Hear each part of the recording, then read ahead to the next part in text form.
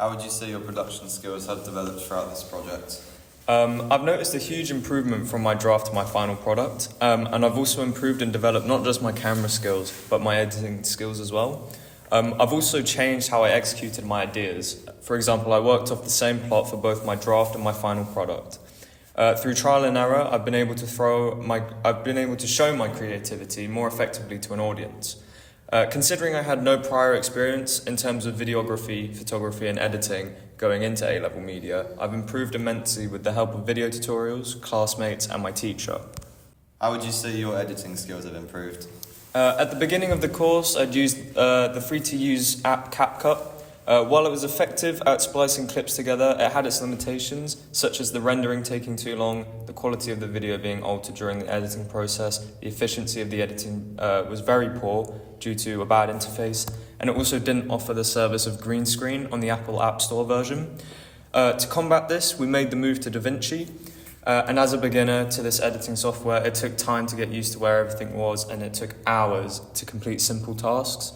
After enough practice, I began to notice the quality and the speed at which I did the work improve.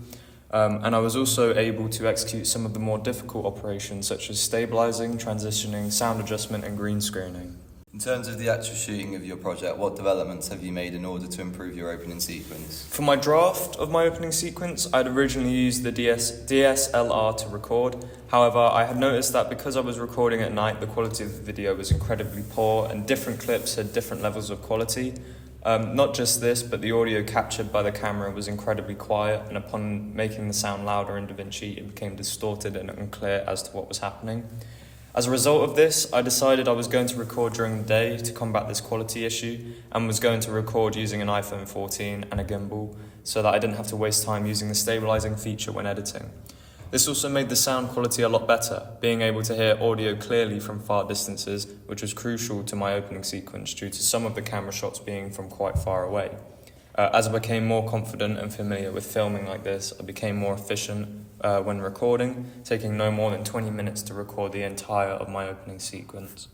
What changes did you make to improve the conceptualizing stages of the production? When actually coming up with the new storyline for my opening sequence, I'd used the shooting script to help aid and plan out how I was going to record my product. However, I didn't like this due to feeling restricted to those certain camera angles and feeling as if my product had to replicate the exact script. To overcome this, I found that by analysing what I'd written in my film pitch, I was able to get as many clips as possible that followed the conventions I had stated in that pitch. And even though I was left with some unused footage, I recorded as much as possible to give me as many options and opportunities to make my final edit as good as possible.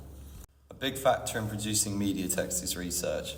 How has this aspect developed throughout your process? Through the use of both primary and secondary research, I was able to produce a product that I believe would suit the needs of my target audience, as well as satisfy the criteria for a film within the psychological horror genre.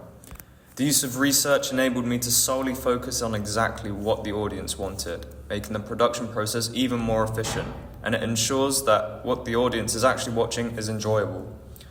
Comparing my opening sequence to some of the research I had made into film trailers, I'd originally wanted to make an action film because I've invested a lot of time in researching films such as Bullet Train and Baby Driver. However, I also find psychological horrors such as Prisoners and Shutter Island fascinating and decided that I wanted to replicate the sense of mystery that they offer.